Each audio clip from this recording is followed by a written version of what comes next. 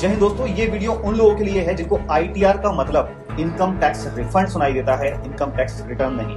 आपको ध्यान देना पड़ेगा कि 14 जुलाई को इनकम टैक्स ने देश के लगभग 200 स्थानों पर इनकम टैक्स की रेड करी और वो रेड इसलिए थी कि इनकम टैक्स रिटर्न में फेक डिडक्शंस क्लेम की जा रही थी। ये fake deduction political donation, NGO को donation, HRA and medical claim से रिलेटेड। इनकम टैक्स ने साथ ये भी बताया कि हमने पिछले साल लगभग सभी को मैसेजेस और ईमेल के माध्यम से सतर्क करा कि आप फेक डिडक्शंस क्लेम ना करें और इन मैसेजेस के माध्यम से लगभग 40,000 टैक्स पेयर ने 4 महीने में ही अपनी रिटर्न्स को रिवाइज करा, यानी 1045 करोड़ का रेवेन्यू रिवाइज रिटर्न से डिपार्टमेंट के पास आया। तो आप ये ध्यान रखिए कि सारा डेटा डिपार्टमेंट के पास है, कौन सी डिडक्शंस आप क्लेम कर रहे हैं, कौन सी नहीं कर रहे हैं और वो कितनी जेन्युइन है। तो इनकम टैक्स रिटर्न का मतलब इनकम टैक्स रिफंड ना समझते हुए आईटीआर को फाइल करिए।